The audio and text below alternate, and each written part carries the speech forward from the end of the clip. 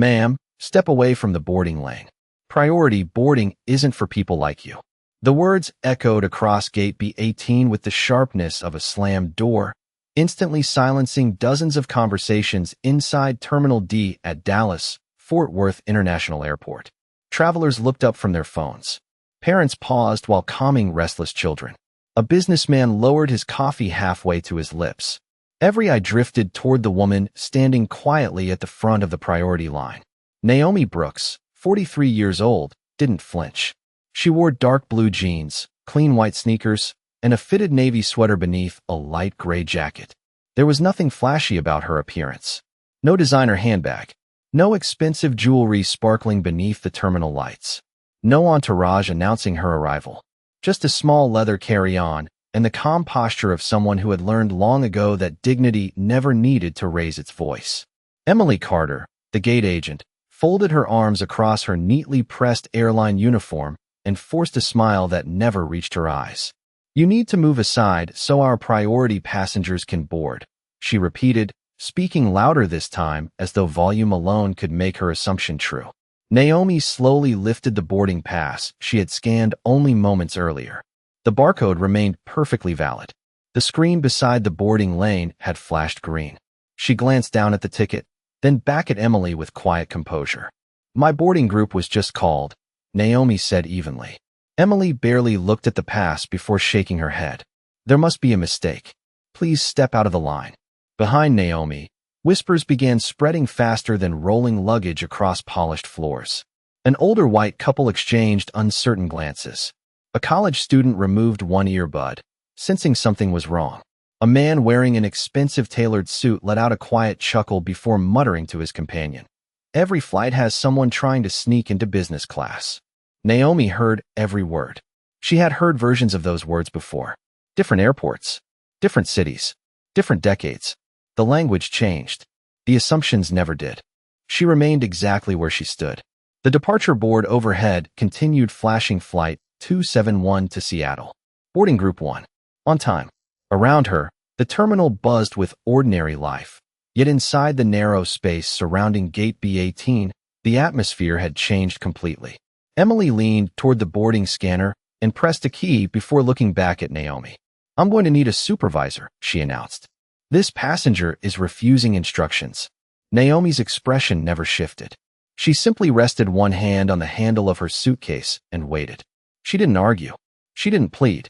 She didn't attempt to prove herself to strangers who had already decided who she was the moment they saw her. Somewhere farther down the concourse, the sound of an arriving train echoed through the terminal. But even that familiar rumble couldn't drown out the growing tension gathering around Gate B18. Within seconds, passengers who had nothing to do with Flight 271 had begun slowing their pace, curiosity pulling them closer. Some watched openly. Others pretended not to stare. None of them realized they were about to witness a moment that would reach far beyond a delayed boarding process. Emily straightened her name badge as a tall man in a supervisor's blazer began walking toward the gate with measured confidence.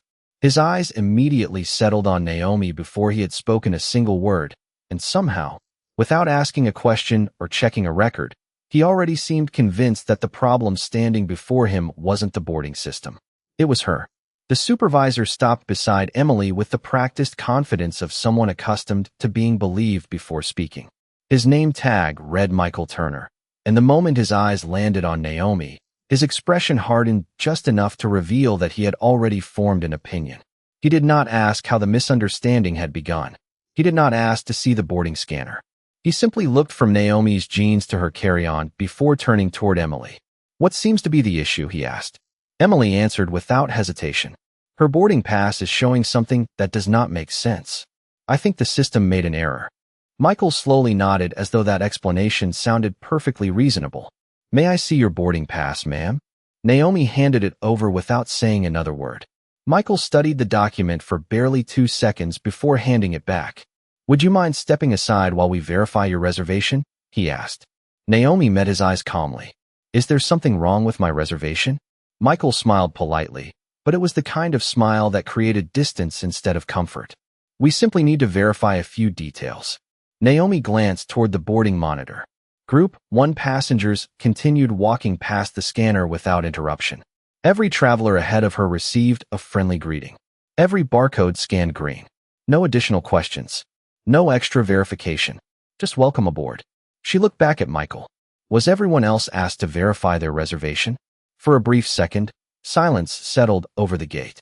Michael answered carefully. Every situation is different.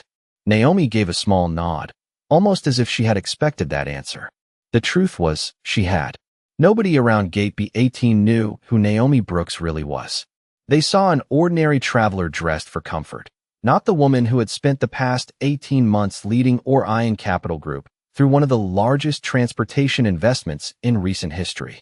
Less than 3 weeks earlier, Airline had finalized a multi-billion-dollar investment package that made the company one of the airline's largest institutional partners. The agreement had not only provided capital for expansion, but also included a comprehensive customer experience audit. That audit was the reason Naomi was standing at Gate B18 instead of sitting inside a private lounge surrounded by executives. She had insisted on traveling exactly as thousands of ordinary passengers traveled every single day. No advance notice. No executive escort. No airport representatives waiting at the curb. No special treatment. She wanted to see the airline through the eyes of the people it promised to serve. What she was witnessing was not part of any presentation shown inside boardrooms. It was something far more revealing. Behind Naomi, conversations quietly resumed. A middle-aged woman carrying a backpack whispered to her husband, "She has not done anything wrong." He shrugged uncertainly before lowering his voice. "Maybe they know something we do not."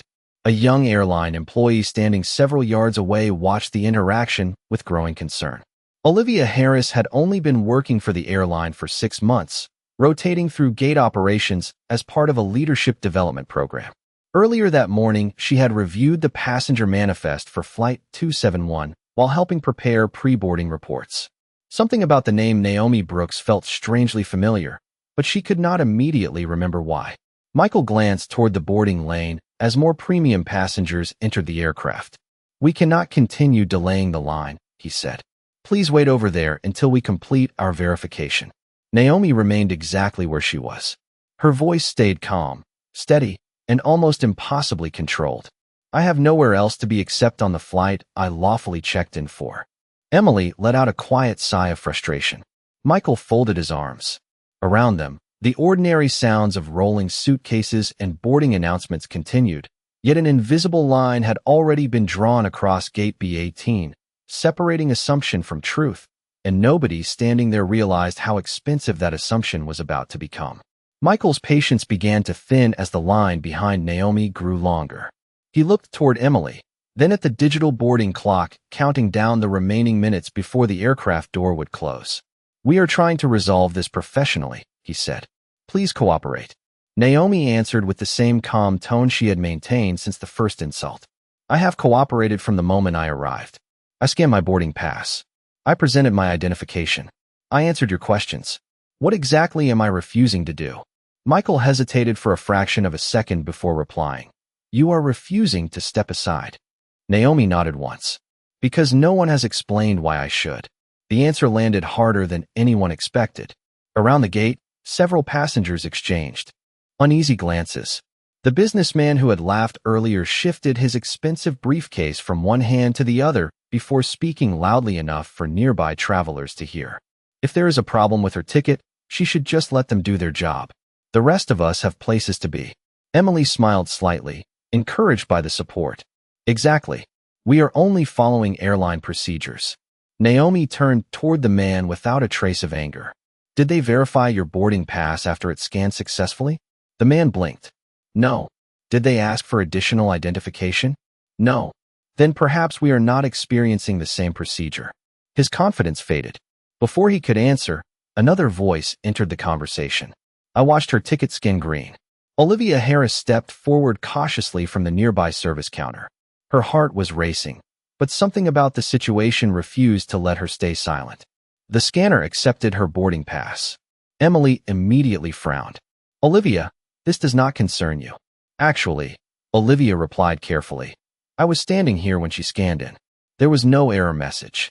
Michael looked at the young employee with obvious irritation. "Thank you." We will handle this.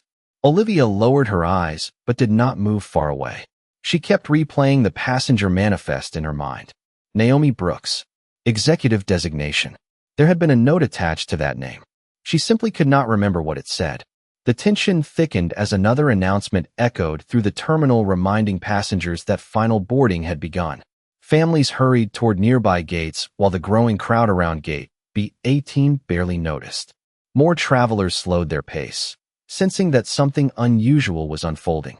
A woman carrying a rolling suitcase quietly raised her phone, not recording yet, simply holding it ready. An older veteran wearing a baseball cap shook his head. "This does not look right," he muttered to his wife. Emily crossed her arms once again. "Ma'am, if you continue delaying this process, airport security may need to assist." Naomi looked directly at her. "Assist with what?" Emily did not answer immediately. Michael stepped in instead, maintaining order. Naomi's expression remained unchanged. Standing quietly with a valid boarding pass is considered disorder? Nobody answered. The silence stretched long enough for several passengers to notice. Then the businessman who had defended the airline moments earlier quietly looked away, suddenly less certain than before. Olivia's eyes widened as a memory finally returned. During the morning operations briefing, a senior manager had mentioned a confidential traveler scheduled to fly anonymously as part of a service quality review. Employees had been instructed not to draw attention if they noticed the reservation because the passenger specifically requested an authentic customer experience. Olivia could not remember the traveler's face, but she remembered the name. Naomi Brooks. A chill ran through her as the realization settled in. If her memory was correct, the people standing in front of her were not protecting the airline standards. They were exposing exactly why those standards had been questioned in the first place. Olivia took one careful step forward before anyone else could speak. "Michael," she said quietly, "I think we need to double-check the reservation." He barely turned his head. "I already said we are handling it." "Please," Olivia continued, her voice respectful but noticeably firmer. "I remember seeing her name during this morning's operations briefing." Emily looked at her with visible annoyance. "You are a trainee. Do not interrupt your supervisor." Olivia swallowed hard, but she refused to retreat. "I am not trying to interrupt. I am trying to prevent a mistake." Michael sighed impatiently. "What exactly do you think you remember?" Olivia closed her eyes for a brief second, replaying the briefing in her mind. A confidential traveler. Anonymous service evaluation. No special treatment. Observe natural customer interactions. She still could not recall every detail, but she knew enough to feel uneasy. "Her name was on a confidential review list," Olivia answered. "I cannot remember everything, but I know I have seen it today." Emily laughed softly. "You are confusing passengers. That happens when you are new." Naomi watched the exchange without saying a word. She did not rescue Olivia. She did not confirm or deny anything. She simply allowed the conversation to unfold naturally. That silence made everyone else far more uncomfortable than any argument could have. Nearby, an elderly woman stepped closer with her husband. "Young lady," she said to Olivia, "if you think something is wrong, you should say so." Olivia nodded gratefully. Before she could continue, another passenger spoke up. His name was Daniel Cooper, a technology consultant traveling to Seattle for a conference. He had been standing 3 people behind Naomi when the boarding process began. "I watched her scan," Daniel said clearly. The machine accepted her boarding pass immediately. There was no warning, no error, nothing. Michael turned toward him. "Sir, we appreciate your concern, but this is an internal matter." Daniel folded his arms. "Not anymore. You stopped boarding an entire line because of one passenger who already cleared your scanner." Several heads nodded. The businessman who had defended the airline earlier remained silent now, avoiding eye contact with everyone around him. Emily noticed the crowd beginning to shift emotionally, and her confidence started to crack. "Everyone is making assumptions without knowing the facts," she insisted. Naomi finally spoke, her voice measured and calm. "Then perhaps this is the perfect opportunity to establish the facts." Michael looked directly at her. "Very well. May I have your identification one more time?" Naomi handed him her driver's license without hesitation. He examined it carefully before comparing it to the boarding pass. Everything matched perfectly. Name, flight, destination, seat assignment. There was nothing unusual. Even so, he continued staring at the documents as though expecting them to transform into evidence supporting his suspicion. Olivia quietly moved toward the nearby operations terminal. "Michael," she said again, "let me access the passenger notes." Emily immediately stepped between her and the keyboard. "That will not be necessary." Olivia looked surprised. "Why not?" "Because your assignment today is observation, not system access." The answer sounded procedural, but everyone standing nearby heard something else. It sounded like avoidance. Daniel noticed it too. "If there are passenger notes," he said, "why not read them?" No one answered. The silence stretched across the gate longer than any boarding announcement. Naomi remained perfectly still, her suitcase beside her, her shoulders relaxed, her expression impossible to read. She had seen rooms like this before. The moment when certainty slowly dissolved into doubt. The instant when people realized they were no longer watching an ordinary disagreement, but the beginning of something much larger. Olivia looked from Michael to Emily, then back toward Naomi. The memory that had haunted her since the briefing finally settled into place completely. She remembered the final instructions spoken by the regional operations director just before the meeting ended. "If you recognize this traveler, do not interfere. The purpose is to observe how our people behave when they believe no one important is watching." Olivia felt her heartbeat quicken.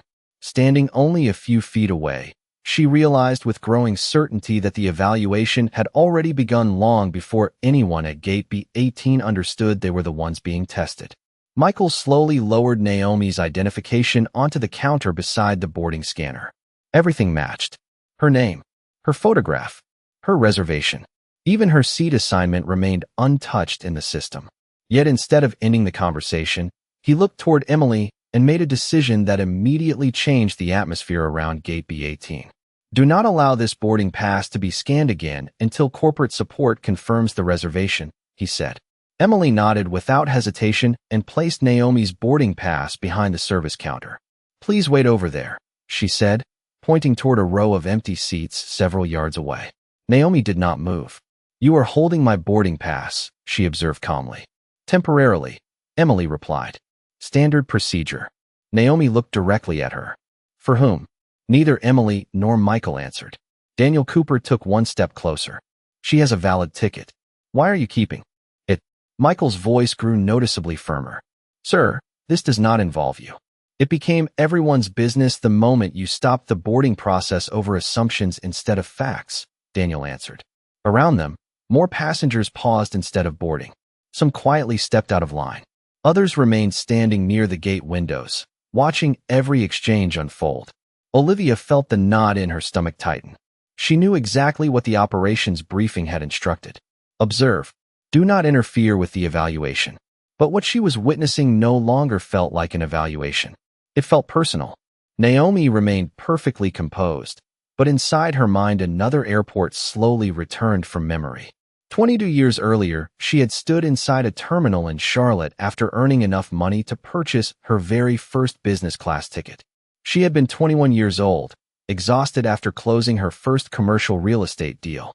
A gate agent had looked at her boarding pass before quietly asking if she had accidentally entered the wrong boarding lane. Then came more questions, more delays, more suspicious glances.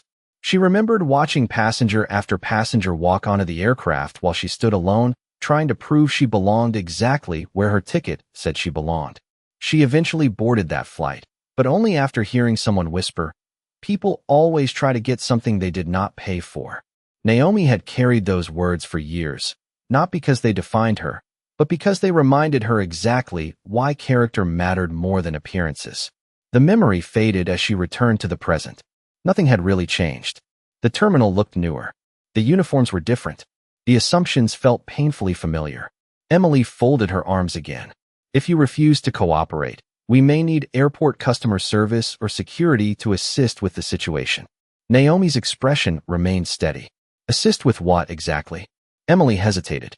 "With resolving this disruption." Naomi slowly glanced around the gate. Families stood quietly. Passengers waited patiently. No one was shouting. No one appeared frightened. The only disruption had begun the moment someone decided that a black woman dressed simply could not possibly belong in the priority boarding line. The silence that followed seemed heavier than any argument. Olivia could no longer ignore what she knew. She stepped forward again, her voice shaking slightly but clear enough for everyone nearby to hear. Michael, the briefing specifically said the traveler requested a normal customer experience. Emily turned sharply toward her. Enough. Olivia did not back away. If this is the passenger from the confidential evaluation, then everything happening right now is becoming part of that evaluation. Michael's face tightened. For the first time since the confrontation began, uncertainty appeared in his eyes. Naomi reached calmly into her jacket pocket and removed her phone. She unlocked the screen, scrolled once, then placed the phone against her ear. She spoke only 4 quiet words. "It is time. Proceed now." The 4 words were spoken so quietly that only Naomi could hear the response on the other end of the call. "Understood," a calm female voice replied. "Protocol 7 is now active." Naomi lowered the phone from her ear, but did not put it away. She simply held it at her side as though nothing significant had happened. Emily exchanged a quick glance with Michael before letting out a short, dismissive laugh. "Calling someone is not going to change airline policy," she said. Naomi answered without emotion. "No, but it may reveal whether your policy is being followed." Michael looked at his watch, then toward the aircraft door where the final boarding process had slowed almost to a stop. The captain had already requested an update. Ground operations wanted to know why departure was being delayed. Yet Michael still believed he controlled the situation. "If corporate support confirms your reservation, we will gladly return your boarding pass," he said. "Until then, you will remain here." Naomi nodded politely. "I will remain exactly where I am." Daniel watched her with growing curiosity. There was something different about the way she carried herself. She did not look worried about missing her flight. She did not look frustrated by the delay. She looked patient, almost as though she knew the clock was no longer working against her. Olivia felt the same realization settling over her. Whatever call Naomi had just made, it was not the desperate reaction of someone trying to save a reservation. It sounded like someone initiating a process that had already been prepared long before she arrived at the airport.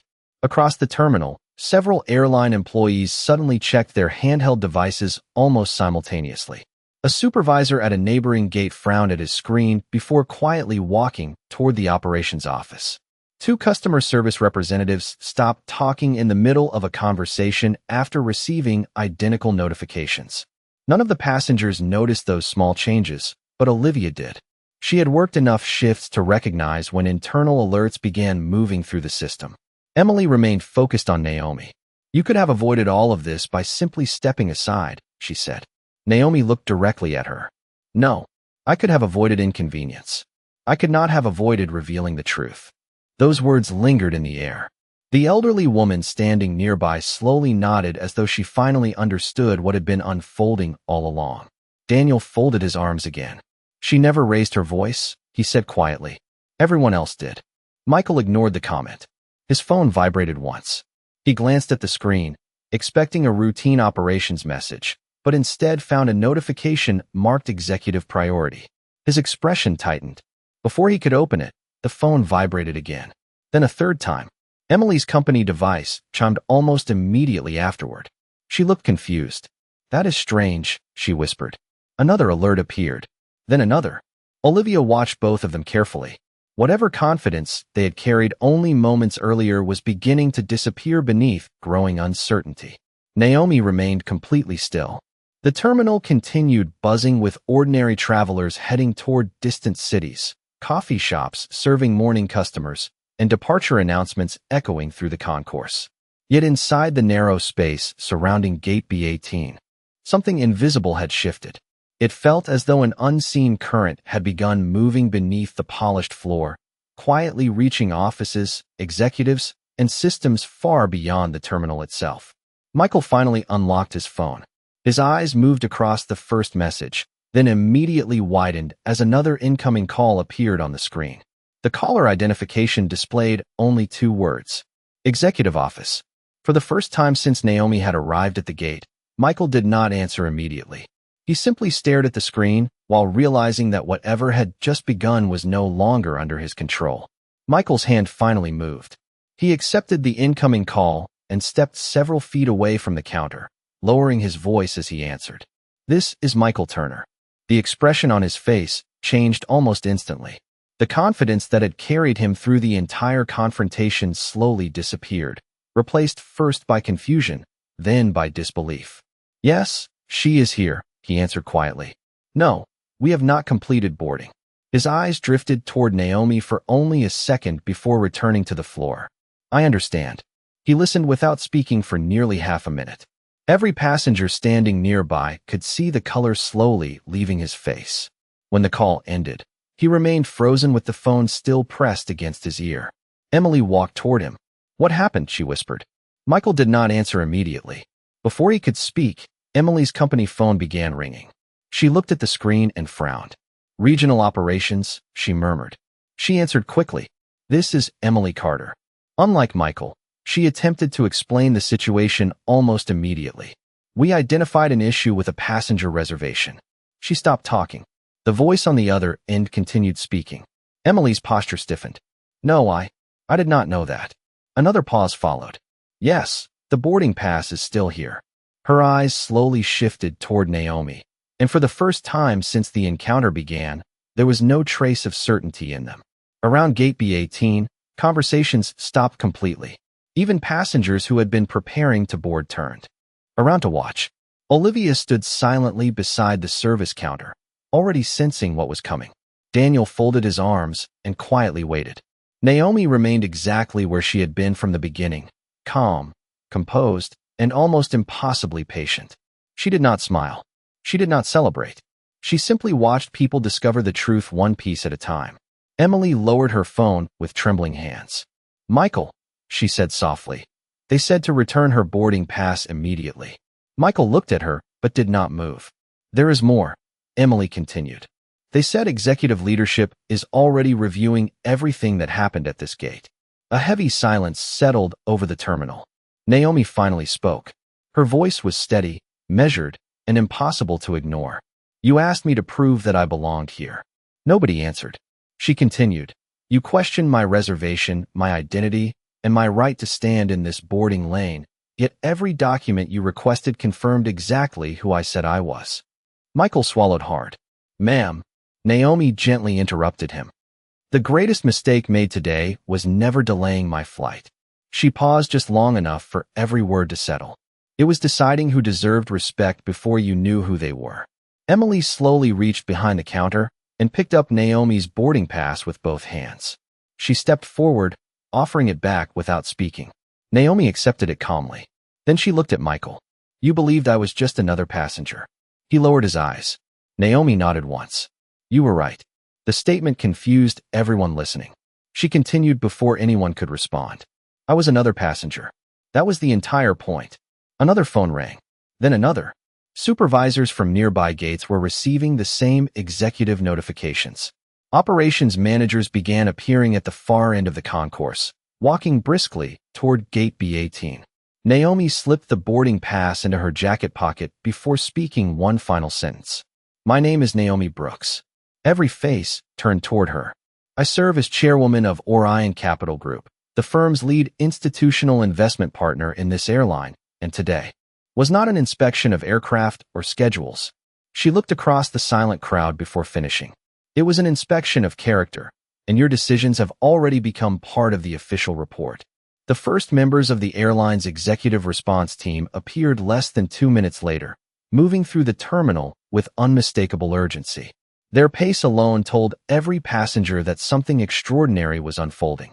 A senior vice president, 2 regional operations directors, and the airport's customer experience manager walked directly toward gate B18 without stopping to greet anyone else along the way. The conversations throughout the concourse faded into silence as they approached Naomi. The senior vice president extended his hand respectfully. "Ms. Brooks, thank you for waiting. I sincerely apologize for everything that has happened this morning." Naomi accepted the greeting with quiet professionalism, but did not respond immediately. Her attention remained on the people who had shaped the last several minutes. Michael stood motionless beside the boarding counter. Emily looked down at the floor, no longer able to meet anyone's eyes. Olivia remained where she had been from the beginning, relieved that the truth had finally surfaced. The executive turned toward Michael. "Your access credentials have been temporarily suspended pending a formal review." You will report directly to Human Resources after this incident has been documented. Michael nodded silently. There was no argument left to make. Emily's company device suddenly emitted a short alert tone before the screen displayed a message requiring immediate return of company equipment for administrative review. She stared at the notification without speaking. The confidence that had defined every decision she made earlier had completely disappeared. The regional customer experience director addressed the growing crowd. Ladies and gentlemen, we sincerely apologize for the delay. Our boarding process will resume shortly. Thank you for your patience.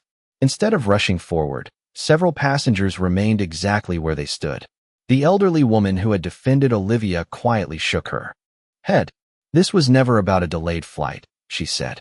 Daniel nodded in agreement. It was about how quickly people judged someone they knew nothing about.